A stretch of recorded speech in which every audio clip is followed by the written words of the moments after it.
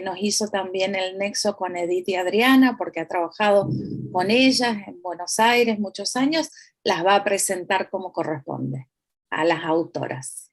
Vamos, Silvia. Bueno, gracias, Ale.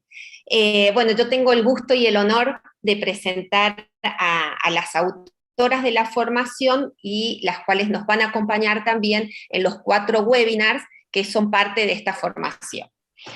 Las presento. Una de ellas es Adriana González, que es profesora de educación primaria, profesora de matemática y socióloga, con postítulo en educación a distancia. Se ha desempeñado en formación docente de grado, ha sido capacitadora en diferentes provincias de la Argentina y ha publicado libros y artículos sobre aspectos didácticos de la matemática en varios países de Latinoamérica. Y Edith Weinstein, profesora de educación inicial, profesora y licenciada en ciencias de la educación, con postítulo en educación a distancia, fue profesora y coordinadora en la formación de docentes de educación inicial y capacitadora y coordinadora de nivel inicial en la Escuela de Maestros de la Ciudad de Buenos Aires. Es autora de libros y artículos sobre los niños y la matemática. Bueno, las dejo con ellas y a disfrutar este primer webinar que se llama Problema y Juego. Buenas tardes, mi nombre es Adriana, gracias Silvina, gracias Victoria, gracias Marcelo. Nosotras estamos muy contentas con poder participar de esta capacitación que esperamos les dé un poco de luz a todas las docentes de la provincia. Bueno, mi nombre es Edith Weinstein, compartimos esta tarea en particular en este momento y hace largo tiempo con Adriana, y bueno, es un gusto y es un desafío estar aquí junto a tantos docentes, y con la intención de dar inicio a esta formación que tiene distintas instancias a través de los textos, a través de los videos, a través de los audios y a través de los webinars. Hoy iniciamos con esto y vamos a compartir un PowerPoint que nos va a ir acompañando durante este encuentro.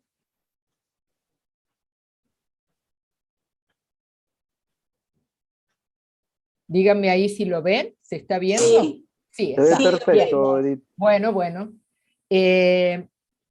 Toda la capacitación, todo este trayecto lo llamamos abordaje de la matemática en la educación inicial, y este primer webinar se va a centrar en esta relación entre juego y problema, que es particularmente importante en el nivel inicial y en la enseñanza de la matemática.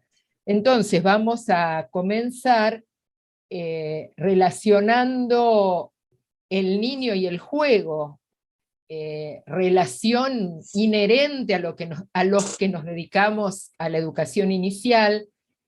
Seguramente estas palabras y estas imágenes les traen relaciones, comentarios, conceptos, ideas, fotos y imágenes permanentes de los niños. Sabemos que el niño y el juego son como dos caras de una misma moneda. El niño se expresa a través del juego, es inherente a él, en los distintos tiempos y en las distintas culturas, niño y juego van unidos. El juego tiene una gran significación en su desarrollo, en el conocimiento del mundo, lo compromete en todos sus aspectos, en lo corporal, en lo afectivo, en lo motriz. Todas estas son cosas que sabemos, pero queremos empezar por ahí para mostrar la importancia que tiene para nosotros el lugar del juego en la enseñanza. Sabemos que el juego es un derecho que la escuela debe garantizar, propiciar. El juego es de alguna manera el lenguaje del niño, y junto con el aprendizaje son dos de sus derechos inalienables, y ahí estamos nosotros como institución educativa generando situaciones para garantizarlo, para mejorarlo, para sistematizarlo y para ofrecer diversidad de oportunidades, teniendo presente sobre todo al juego como uno de los ejes vertebradores de la didáctica del nivel.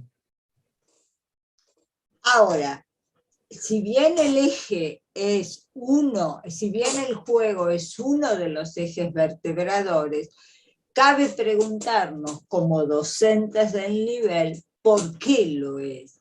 ¿Qué posibilita en el niño el juego en relación con la enseñanza?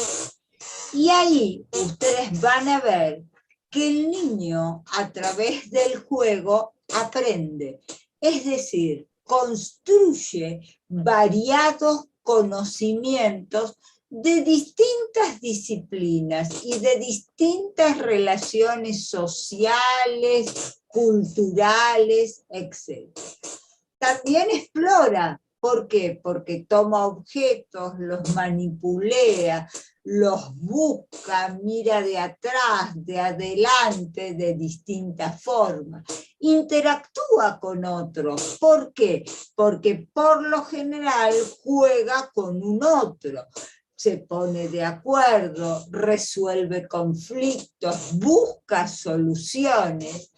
A su vez les permite desarrollar habilidades y destrezas. Fíjense en que a veces cuando hacen una construcción los chicos quieren poner algo pequeño abajo. Cuando eso se derrumba, ellos se dan cuenta solos de que necesitan un elemento más grande.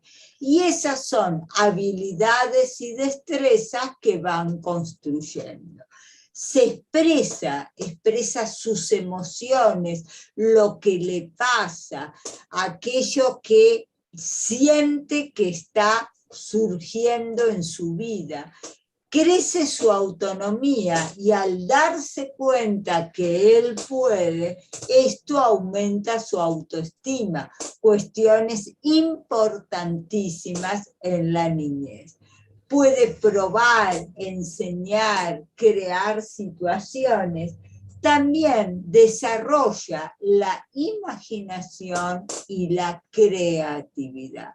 Cuestiones importantísimas, porque muchas veces él en el juego recrea situaciones reales o él imagina situaciones ficticias.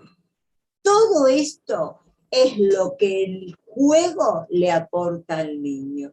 Por eso, como dijo Edith, es un eje vertebrador dentro del nivel inicial. Bueno, ¿qué pasa dentro de la institución educativa? Encontramos como dos grandes perspectivas respecto al lugar del juego y la importancia del juego y cómo abordarlo en el nivel. Por un lado, el juego como contenido a ser enseñado. Esta es una perspectiva bastante actual, bastante novedosa.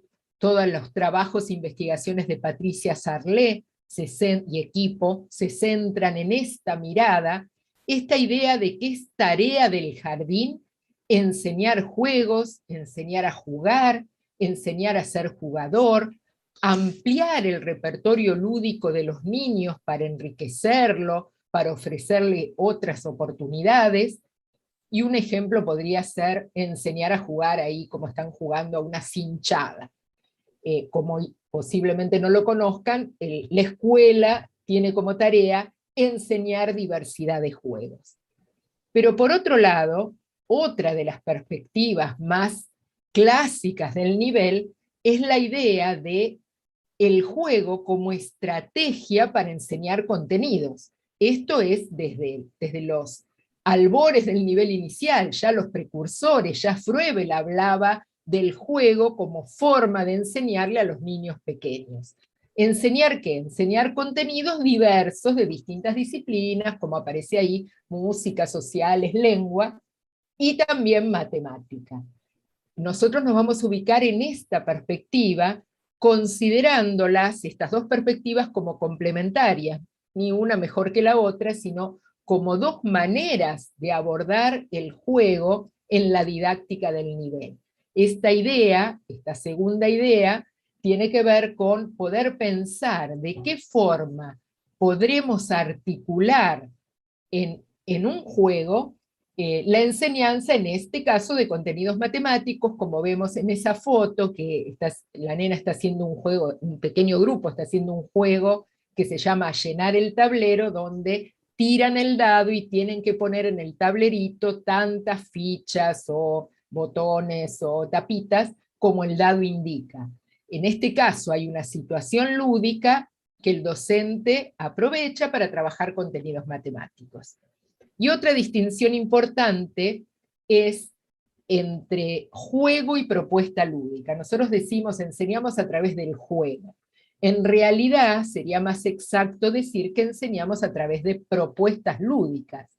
El juego es inherente al niño. El docente toma el juego para enseñar contenidos y en ese caso diseña propuestas lúdicas que el niño le dará o no un sentido de juego.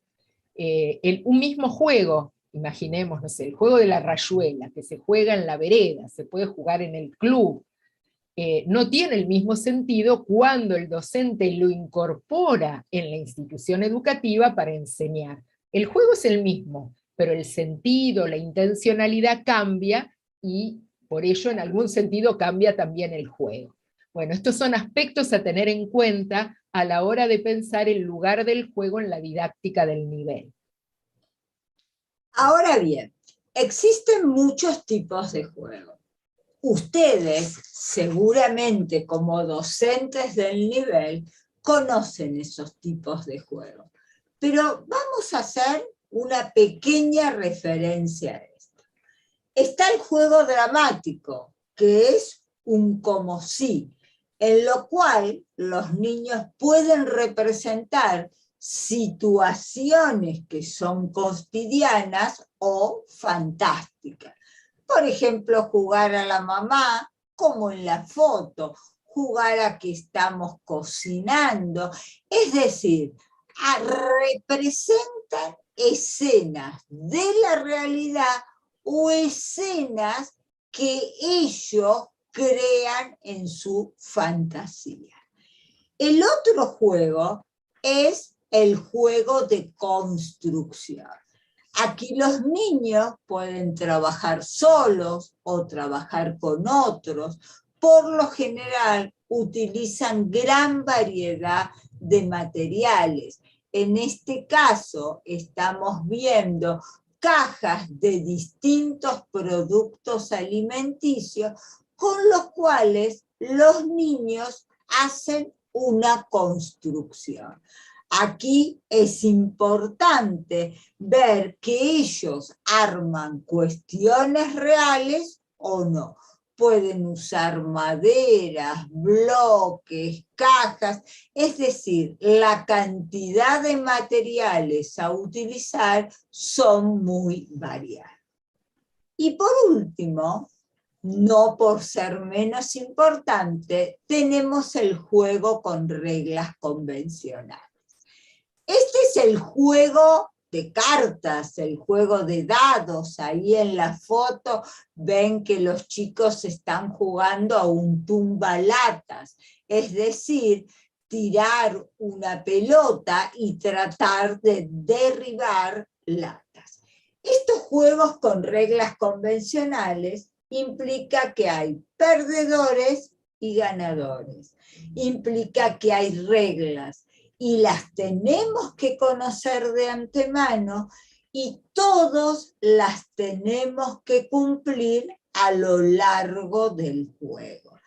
Esas reglas son las que diferencian a la casita robada, por ejemplo, de un juego de bingo o de un juego de dados. Estos juegos con reglas convencionales son los que nosotros desde la matemática más vamos a usar para poner en movimiento los contenidos del área matemática. Acá tenemos un aporte de Ana Malajovich que a nosotros nos resulta interesante. Ella en uno de sus textos analiza el tipo de la presencia del juego en distintas actividades del jardín. La verdad que no se refiere a matemáticas, se refiere en general a la tarea en el jardín, y dice así: ella plantea que hay situaciones en el jardín que son puramente lúdicas. El niño elige si quiere jugar o no, a qué jugar, de qué manera, cómo organizar el juego, con quién jugar. Un ejemplo de esto sería el juego libre en el patio o en el parque, cuando salen a jugar libremente y ellos eligen con quién jugar, a qué jugar, de qué manera. A estas situaciones ella la llama situación lúdica, puramente lúdica. Hay otras situaciones en el jardín a las que ella denomina de aprendizaje con elementos lúdicos. En este caso, es un juego, pero es un juego elegido intencionalmente por el docente para trabajar determinados contenidos. El problema, la situación, se presenta en el contexto de un juego. Algunos de los que mencionamos, como el tumbalatas recién, Adriana habló de algún juego de cartas, la casita robada, el juego de llenar el tablero, serían ejemplos de situaciones de aprendizaje con elementos lúdicos. Pero también dice Ana Malajovich que hay situaciones de no juego, un montón de situaciones de no juego, y no tiene nada de malo. Es muy lindo jugar en el jardín, es muy bueno jugar en el jardín, pero hay un montón de actividades que no son de juego, como por ejemplo las actividades cotidianas, cuando vemos la fecha, la cantidad de niños, etcétera, no son juegos, y sin embargo pueden ser buenas actividades. En este caso, son actividades planificadas por el docente para enseñar determinados contenidos, pero no están planteadas en el contexto de un juego, y no tiene nada de malo, son otro tipo de actividades. Por ejemplo, escuchar un cuento, pintar con témpera, modelar con masa o con arcilla, pueden ser muy ricas actividades sin que sean juego. Y en el caso de la matemática, poder hacer una receta de cocina midiendo los ingredientes, puede ser una muy buena y muy rica, doblemente rica actividad de matemática, sin que sea un juego. Lo importante sería tener presente que a lo largo de la jornada, a lo largo de la semana, haya distintos tipos de actividades con mayor o menor presencia del juego, en la posibilidad de que permitan la inclusión de problemas y contenidos matemáticos en esta diversidad de situaciones. Ahora bien, nosotros hasta ahora hemos hablado del juego. Nosotros dijimos que íbamos a trabajar el juego y el enfoque del área. Lo que sigue a continuación son algunas características importantes del enfoque. Piensen ustedes que cuando ustedes plantean una situación didáctica y ustedes piensan en que sus alumnos construyan determinados saberes, eso lo hacen dentro de un modelo didáctico, dentro de un enfoque que les permite decir, presento esta situación y no esta otra. Entonces, nosotros vamos a trabajar dentro del enfoque de la resolución de problemas. ¿Qué significa esto? Así como en toda situación didáctica, como en todo modelo, existen tres elementos: docente, alumno y saber. Pero la forma en que interactúan estos elementos entre sí es lo que me marca cuál es el modelo didáctico que estamos haciendo referencia. En este caso, todas las flechas van y vienen. Es decir, que el docente interactúa con el alumno y con el saber, pero también le pasa al alumno. El alumno interactúa con el docente y con el saber, porque todos saben algo en este tipo de situación didáctica. Indudablemente, sus saberes son distintos y la relación es asimétrica, pero sí tenemos que tener en cuenta que ese alumno que está frente a nosotros tiene determinados saberes. Ahora, si este modelo tiene que ver con el enfoque de la resolución de problemas, ¿en función de quién van a interactuar? En función del problema. Es decir, el problema que el docente plantee con la actividad que se proponga trabajar. Entonces, ese problema es el que le va a dar movimiento a esa relación docente-alumno y saber. Pero esta relación se encuadra dentro de un contexto. ¿Qué significa esto? Esto tiene que ver con que, si bien todas las docentes de nivel inicial de la provincia de Mendoza van a hacer de que sus alumnos aprendan a contar, de que sus alumnos reconozcan formas geométricas, etc., cada una va a usar como herramientas aquellas que son importantes dentro del contexto que se mueve. Porque todos sabemos que por más que el contenido sea el mismo, ese contenido se tiene que poner en movimiento a partir de actividades significativas. Y esa significatividad la da el contexto. De ahí que indudablemente el contexto de las distintas regiones de la provincia de Mendoza va a ser distinto, y esto le va a permitir al docente enseñar los mismos contenidos teniendo en cuenta el contexto en el cual están insertos. Bien, entonces, cuando hablamos de resolución de problemas, estamos pensando que el docente debe, en principio, averiguar qué saben sus alumnos, cuáles son sus saberes, sus conocimientos, saben contar hasta qué número, alguno ya sabe escribir algún número, se interesa por seguir la serie numérica, hay una tarea de relevamiento de saberes, porque hay una relación entre problema y saber. Una situación puede ser o no problema de acuerdo al nivel de conocimiento construido por el alumno.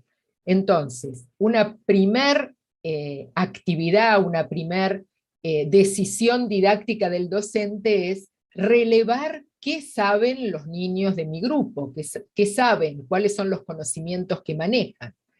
Por otro lado, a partir de relevar qué saben, y con la ayuda y el aporte del diseño curricular, una nueva tarea, seleccionar los contenidos a enseñar. Yo estoy observando que la mayoría del grupo logra contar correctamente siguiendo la serie numérica hasta el 5 o hasta el 6, pero luego hay algunas dudas. Bueno, entonces quizá mi contenido a enseñar sea la apropiación de la serie numérica oral hasta 10, y más adelante podré ampliar ese campo numérico. O sea, que hay una relación estricta entre cuáles son los saberes que el grupo posee, con la heterogeneidad que tienen, y los contenidos que yo elijo para enseñar. Pero como no voy a dar una clase teórica de matemática, voy a tener que pensar, como recién planteaba Adriana, qué problema matemático voy a plantear para trabajar ese contenido que seleccioné, qué problema, qué situación, qué desafío, qué obstáculo cognitivo voy a plantear que implique un desafío justamente a esos saberes previos, y en esa búsqueda de solución se vaya creciendo en el aprendizaje. Entonces, todas estas son decisiones que el docente tiene que ir tomando. Sé lo que saben, elegí determinado contenido, bueno, ¿a través de qué problema, de qué situación? ¿Va a ser un problema que lo voy a plantear en el contexto de un juego o no? Todas estas son decisiones que irá tomando. Y desde este enfoque, un aspecto importante es el lugar del error. El error como parte del proceso, el error como el error constructivo, que forma parte de este proceso de apropiación de los niños, ya que no se aprende un contenido de un día para el otro, sino que hay aproximaciones sucesivas en el proceso de construcción del conocimiento que el niño va siguiendo. Seguramente como docentes de nivel inicial habrán escuchado niños que queriendo contar dicen yo, cuento yo, 1, 2, 3, 4, 8, 9, 5, 10. Desde un enfoque tradicional, más transmisivo, diríamos, este chico no puede contar porque está contando mal. Pero desde esta mirada decimos, este niño está construyendo la secuencia numérica oral, todavía no la conoce de manera completa, pero la está construyendo, pone palabras, números en ese orden, pero todavía no sabe el orden convencional. Pero solo va a poder apropiarse del orden convencional si tiene muchas oportunidades, si le doy muchas oportunidades, cuántas latas, cuántos niños, cuántos vasos, cuántos pinceles, es de esta manera como va a ir superando ese error, mejorando y apropiándose del nuevo contenido para plantear. Entonces, esta dinámica es permanente y ahora los nuevos saberes, porque ya se apropió, generan la necesidad de buscar un nuevo contenido, de plantear otro problema más complejo, porque ya lo que antes era el contenido, ahora ya es el saber que el grupo posee, y así vamos avanzando en la espiral del conocimiento. Para ver en una actividad esto que Edí estaba comentando acerca de las características esenciales del enfoque de la resolución de problemas, nosotros les planteamos que las que les llegó y lo pudieron hacer, trayeran leída para el encuentro una crónica de la casita robada. Bueno, las que no, les contamos. La casita robada, todos la conocemos, es un juego muy tradicional, es un juego que por lo general se realiza en todas las salas del nivel, se realiza con cartas españolas, lo podemos hacer con cartas españolas de distinto dominio numérico. Nosotros acá elegimos cartas españolas del 1 al 6. Edí hablaba de saberes previos. ¿Qué pasa?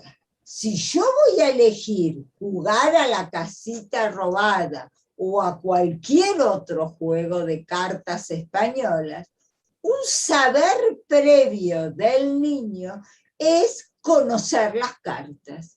Por lo tanto, una tarea anterior es reconocer que tienen números, que hay palos, hasta qué número, si algunos pueden reconocer el número escrito, otros pueden recurrir al conteo para saber esa carta a qué valor numérico corresponde.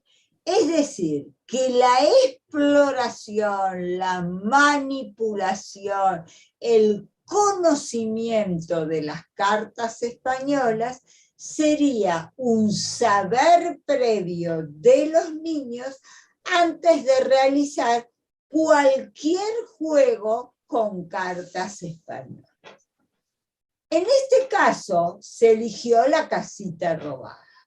y se buscaba levantar cartas iguales en número. Es decir, no me importaba el palo, yo podía levantar un 2 de oro con un 2 de copa, porque lo importante es que ambos fueran 2.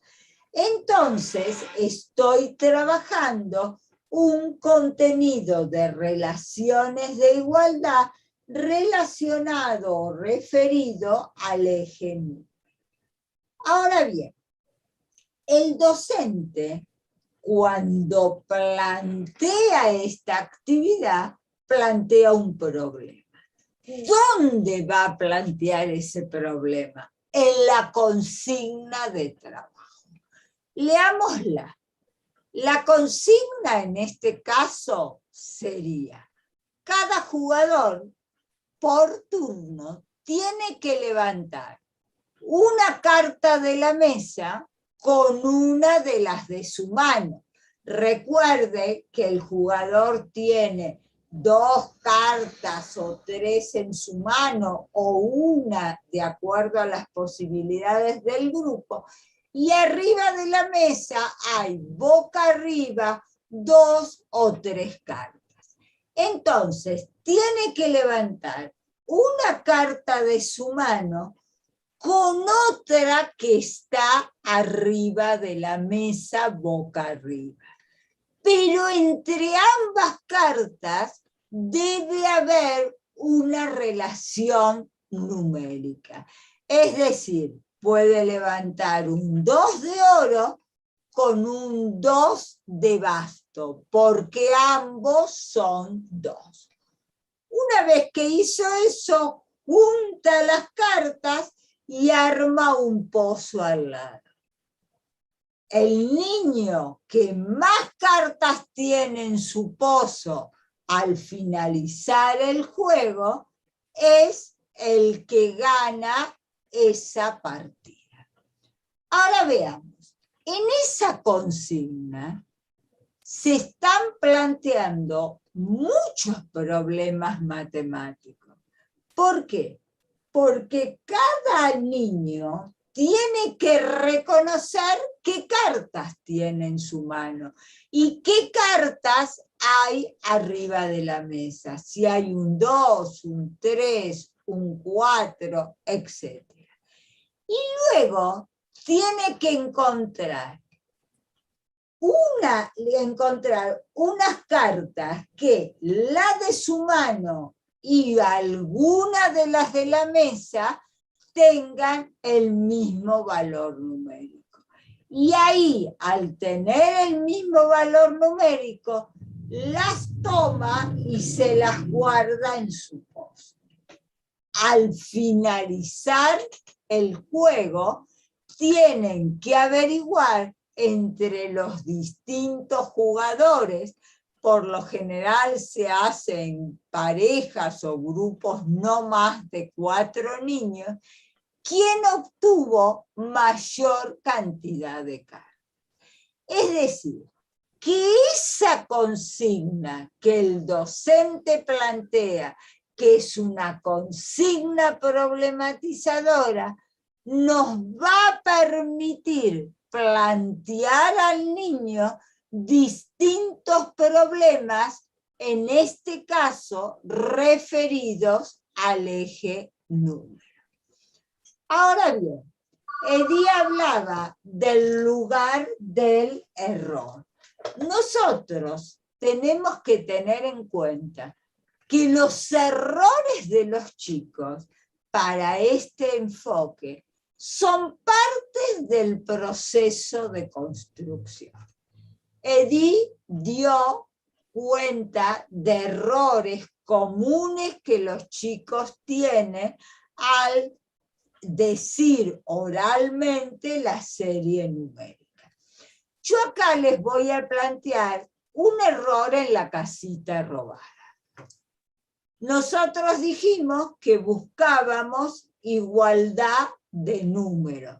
2 de copa, 2 de basto, porque ambos eran 2.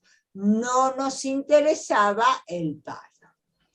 En una parte de la crónica, ustedes pueden leer esta parte.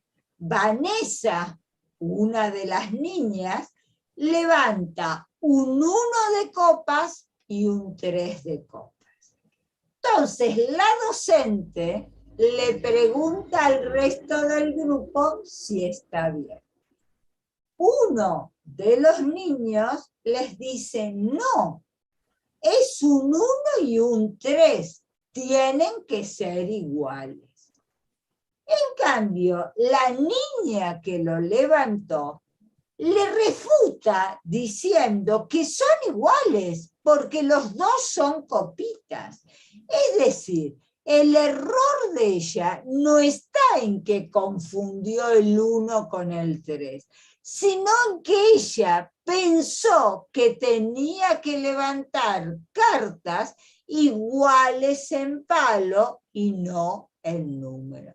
Entonces, la docente vuelve a explicar la consigna para que quede clara que la igualdad que importa es la numérica y no la del palo. Este es un error que se da en los juegos, pero son errores que tienen que ver con una mala interpretación de la consigna, un olvido de la consigna, el poner cosas personales a la consigna, porque quizás a esta niña le pareció más importante levantar copas que igualdad en número.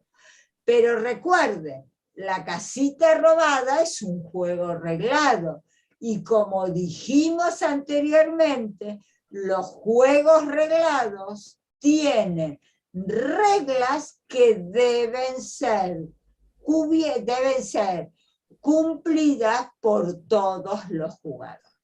Bueno, a grandes rasgos quisimos dar un ejemplo práctico de estas cuestiones más teóricas relacionadas con el enfoque. Otra cuestión importante a tener en cuenta en el enfoque es la organización grupal, en particular en el nivel inicial. Bueno, como todos sabemos, la organización grupal podemos trabajar en grupo total, en pequeño grupo o en forma individual. Esto es absolutamente conocido. Nosotros le damos preponderancia al trabajo en pequeños grupos, en parejas, en tríos de A4, de A5 como mucho, porque nos parece que es la manera en que el niño puede acercarse al conocimiento, puede interactuar, puede ver lo que está pasando, puede seguir el orden. Entonces, si bien en algunos momentos vamos a trabajar en grupo total y también va a haber actividades en forma individual, la organización grupal preponderante para el trabajo de la matemática es el pequeño grupo. Y vamos a ver por qué, y lo vamos a relacionar también con el juego que recién Adriana explicaba de la casita robada.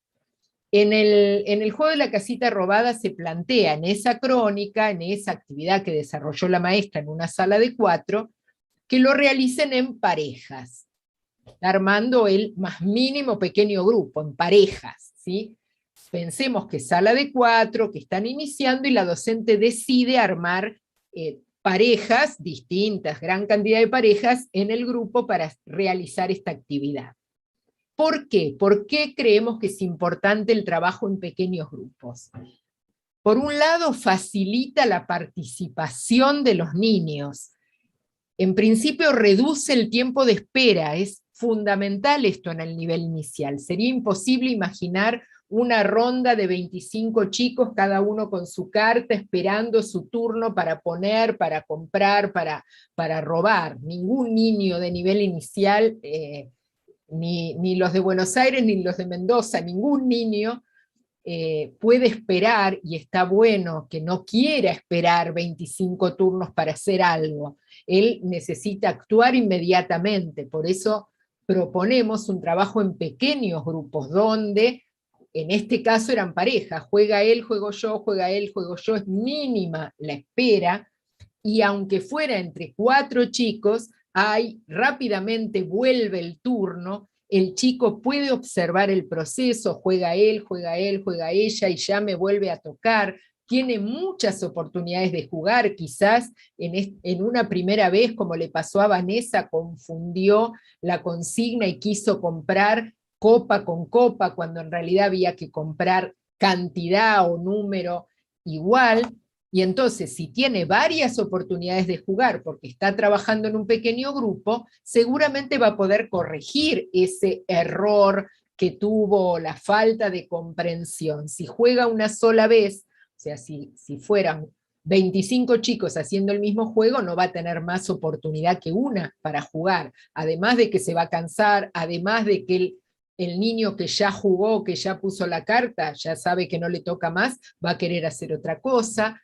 Entonces, reduce el tiempo de espera, maximiza la participación porque juega varias veces y puede mejorar, puede aprender a lo largo del juego, aprender a jugar, aprender las reglas, apropiarse del juego.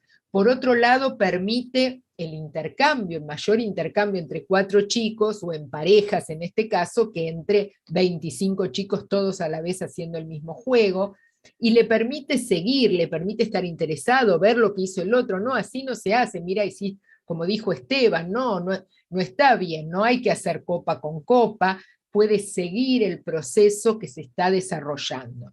Entonces, tiene enormes ventajas para el niño y para su aprendizaje, pero también tiene enormes ventajas para el docente, porque le permite, recorriendo los grupos, observar, guiar, orientar, ver qué pasa, estar atento a lo que resuelve un grupo, a lo que resuelve otro grupo, poder seguir el proceso de los niños. Entonces, para nosotros, el trabajo en pequeños grupos es la manera fundamental de trabajar en matemática. Es cierto que no es fácil trabajar en pequeños grupos, que las primeras veces que con los nenes de 4, 28 chicos, trabajamos en grupos, es un caos, es difícil, me llaman todo el tiempo, no, tengo que ir corriendo, no sé para qué grupo ir primero, en este grupo se están peleando, en el otro se les cayó el material, en el otro no se pueden poner de acuerdo, pero a trabajar en pequeños grupos se aprende. Hay que trabajar muchas veces, hay que organizarse, hay que buscar tareas, quizás como todos los docentes de nivel inicial hacemos, nombramos un secretario, entonces ese es el nene que quizás ya aprendió el juego, ya sabe y entonces puede ayudar. Entonces tenemos que buscar estrategias para que haya muchas oportunidades de trabajar en pequeños grupos. Ahora bien, todo esto que entre Edith y yo le hemos dicho son como distintos momentos de la implementación de una actividad. Nosotros vamos a hacer hincapié en los momentos del trabajo matemático. En líneas generales tenemos una presentación de la situación. Ustedes saben que por lo general la presentación de la situación se hace en grupo total. Es ahí donde el docente presenta el juego que van a trabajar. Es donde presenta los materiales y donde plantea las reglas que deben ser comprendidas por todos los niños antes de comenzar a jugar. Luego existe otro momento, que es el de la resolución individual o en pequeños grupos. Como bien le dijo Edith, nosotros privilegiamos el trabajo en pequeños grupos. Sea pareja, sean tríos, sean niños, sean 4 niños. También tenemos en cuenta que quizás en una misma sala habrá niños que solo pueden trabajar en pareja y otros pueden trabajar en grupos de 4. No todos los grupos de una misma sala tienen que tener la misma cantidad de integrantes. Pero una vez que terminan de hacer la tarea, que resolvieron en el pequeño grupo, viene el momento que para nosotras es más importante, que es el de la presentación de los resultados. Es decir, los niños cuentan al docente y a sus compañeros cómo resolvieron las distintas situaciones de juego. Acá es muy importante, porque el docente en este momento va viendo cuál es el nivel de construcción, de apropiación de esos contenidos matemáticos que desea trabajar. En esa presentación de resultados tiene que haber un intercambio entre los alumnos y el docente. En este momento, que también es llamado puesta en común, se da la síntesis de lo realizado. Esta síntesis, por la general, la hace el docente. Pero cuidado, la hace en función de los procedimientos que los niños pudieron poner en movimiento.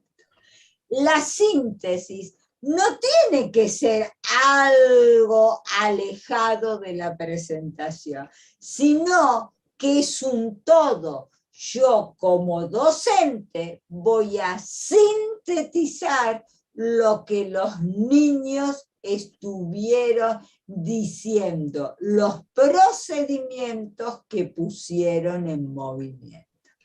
De ahí que nosotros decimos que la suma de los movimientos va de la acción a la reflexión.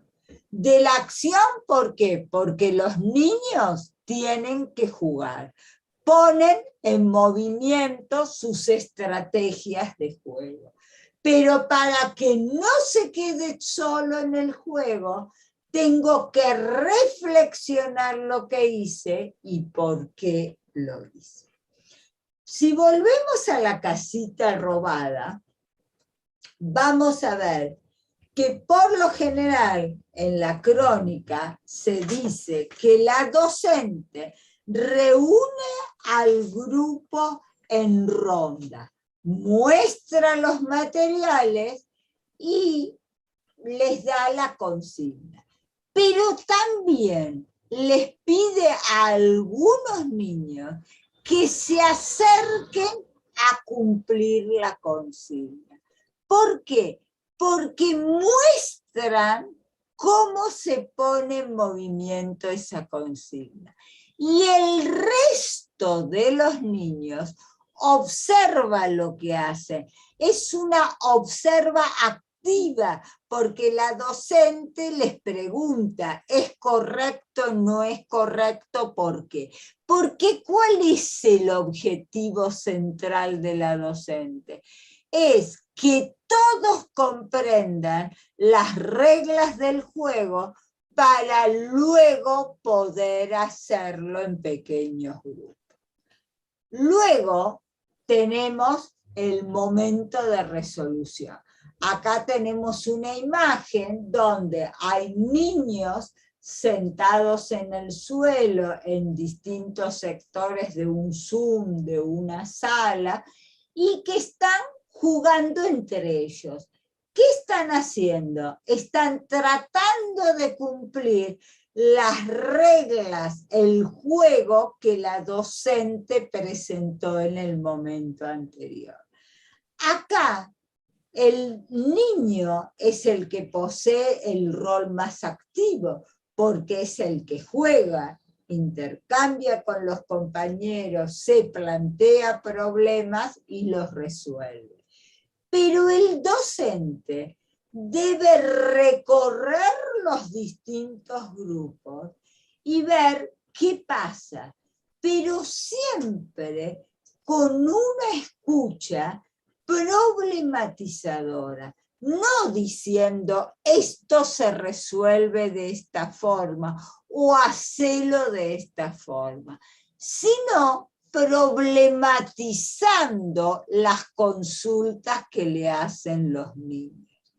Y por último, volvemos a el grupo total, a la rueda, para tener la presentación de los resultados, que sería la puesta en común, incluida la síntesis. Acá los niños cuentan, o la docente, al ver rodeado, al haber recorrido los distintos grupos, plantea algo que sucedió. Por ejemplo, yo vi que un niño levantó un 2 de oro con un 5 de oro. ¿Es correcto? Y ahí escuchar, sí, no, ¿por qué? ¿Qué hubiera tenido que levantar? En vez de un 5 de oro, un 2 de basto, un 2 de espada, un 2 de copa. También problematizar desde lo correcto. Un niño levantó un 3 de copa y un 3 de oro. ¿Es correcto? Para que ellos digan que sí, porque el 3 era lo que tenían que conservar y no importaba el palo que fuera. Es decir, aquí el docente problematiza lo que los niños hicieron, pero lo problematiza a partir de lo que observa. Y como la idea es la reflexión, no solamente va a problematizar aquellas acciones no correctas, sino también las correctas, para que el alumno comprenda qué es lo correcto, qué es lo no correcto y por qué estaba o no cumpliendo la consigna de trabajo. Y otra cuestión importante para nosotros es la elaboración de secuencias didácticas. Esta idea de que no se aprende matemática con una única actividad, sino que es necesario reiterar las actividades, vamos a jugar a la casita robada una vez, otra vez, otra vez, pero a su vez, en algún momento, los niños ya se apropiaron del contenido y es necesario avanzar, complejizar, plantear variables didácticas que son las modificaciones en la actividad para generar nuevos problemas, para lograr que los niños se apropien de nuevos aprendizajes. De esta manera vamos conformando secuencias didácticas. Tenemos una actividad inicial, la jugamos una vez, 2 veces, 3 veces, después una semana no se juega, después se retoma. O sea, el docente va manejando estos tiempos, observa cómo los niños se van apropiando de la actividad, de los contenidos, cómo van resolviendo el problema, y en algún momento decide que ya este contenido forma parte de los saberes, ya no es más un contenido de enseñanza, sino que los niños se lo han apropiado.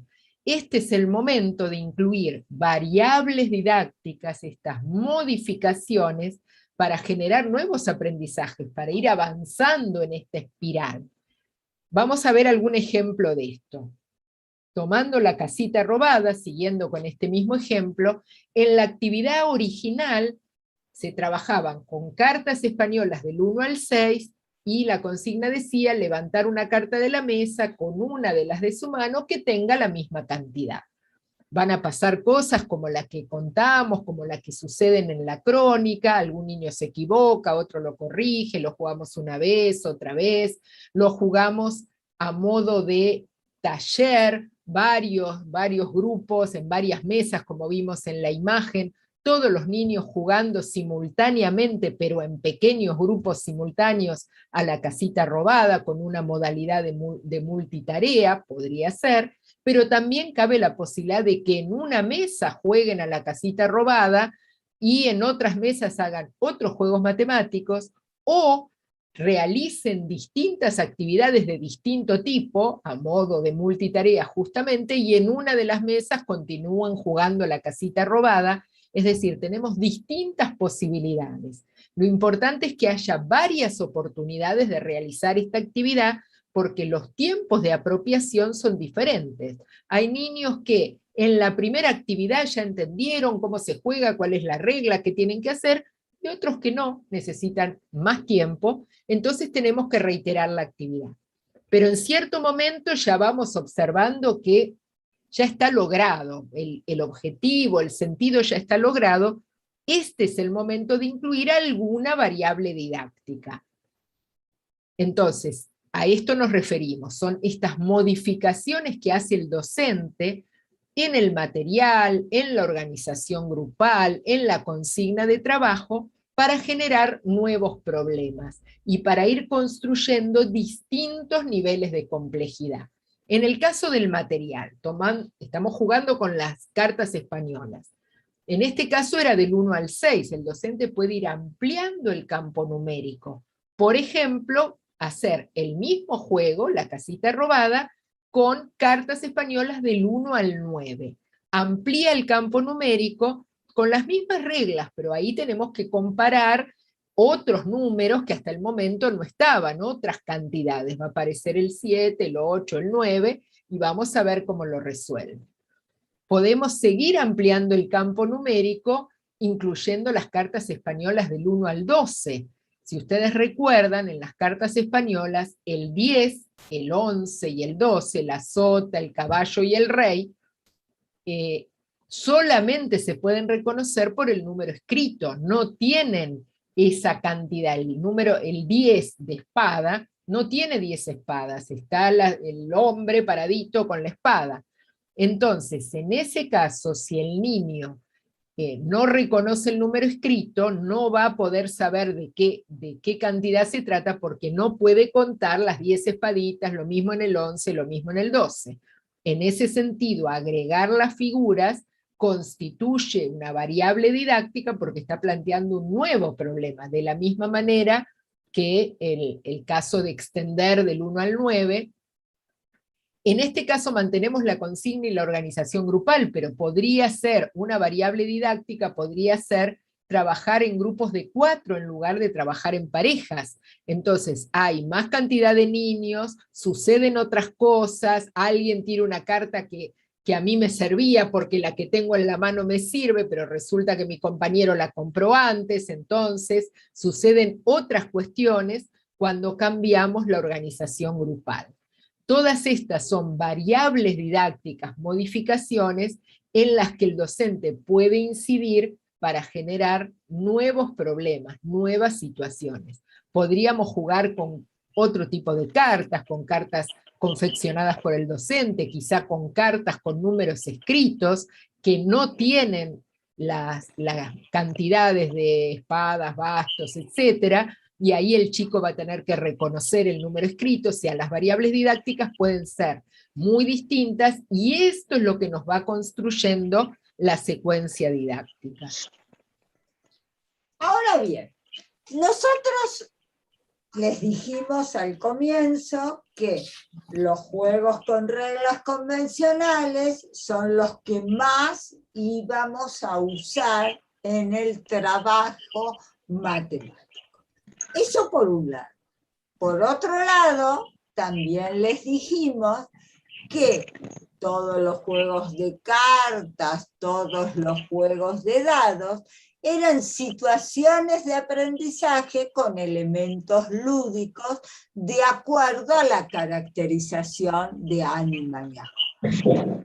Pero ahora vamos a ver cómo hay distintas actividades que ustedes hacen en el nivel inicial, y en esas actividades de distinta forma podemos incluir los contenidos matemáticos.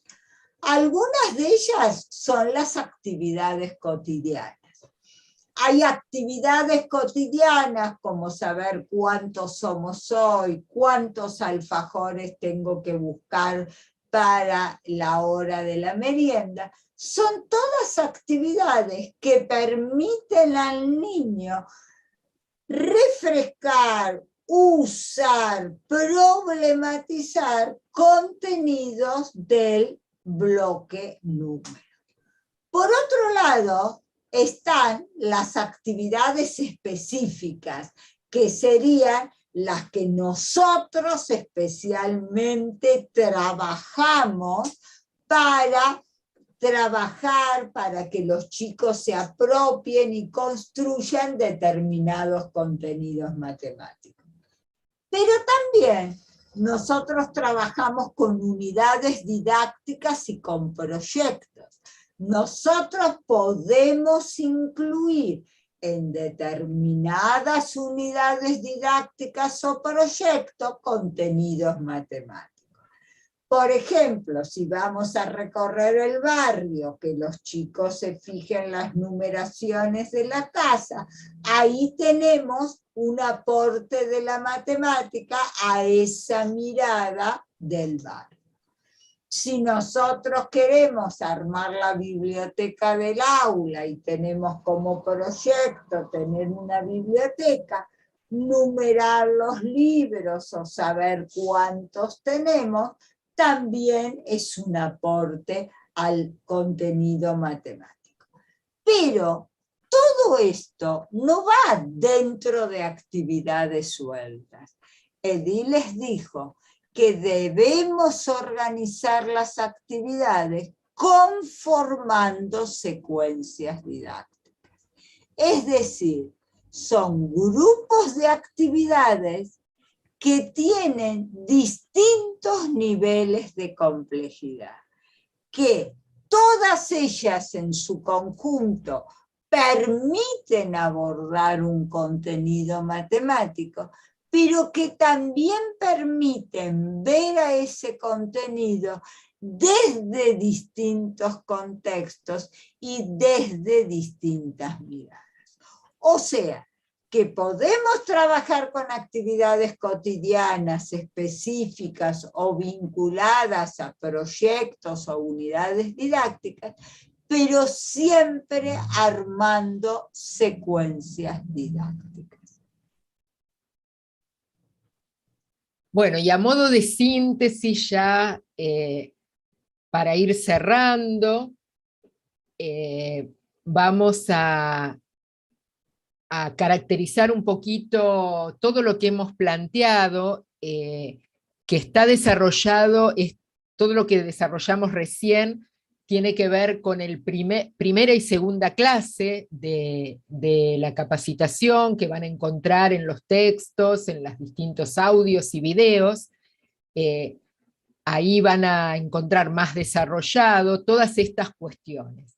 Empezamos hablando hoy de la enseñanza de la matemática desde el enfoque de la resolución de problemas, a qué llamamos problema, que un problema es una situación desafiante, es un obstáculo cognitivo, que el niño desde este enfoque aprende matemática enfrentando, resolviendo situaciones problemáticas y no ejercitando, memorizando y repitiendo, que el docente plantea problemas sabiendo que le va a generar un obstáculo, un desafío, una situación que no va a poder resolver directamente, pero que sí tiene determinados conocimientos para poder enfrentar la situación, buscar una solución, interactuar con otros y entre todos poder llegar a construir ese saber.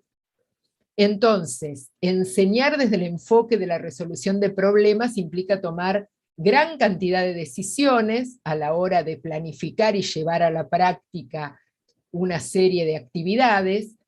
En principio, pensar si ese problema lo voy a plantear en un contexto lúdico o no. Si encuentro una situación con alta potencialidad lúdica donde puedo plantear un problema matemático, bienvenido, pero en algún otro caso las actividades o los contenidos que tenga que trabajar no van a poder plantearse en un contexto lúdico. En todo caso, lo que sí le va a interesar a la matemática es que la situación plantee un problema interesante. Ojalá en un contexto lúdico, bienvenido, y en otros casos será un problema interesante en una actividad que no es lúdica. Entonces ahí tengo una primera articulación, este problema, si va a estar o no planteado en un contexto lúdico. Por otro lado, algunas de las cuestiones que hablamos, desarrolló Adriana en forma extensa el tema de la consigna, la relación entre problema y consigna, ese problema que yo planifico se lo voy a tener que plantear a través de una consigna, y es muy importante pensar la consigna, no es sencillo, nosotros hablamos de consignas problematizadoras, van a encontrar también en el texto algunos ejemplos de consignas no problematizadoras. Una consigna no problematizadora es la que da la solución, y una consigna problematizadora es la que plantea el problema, plantea el qué, pero sin plantear el cómo. El cómo lo tienen que resolver los niños.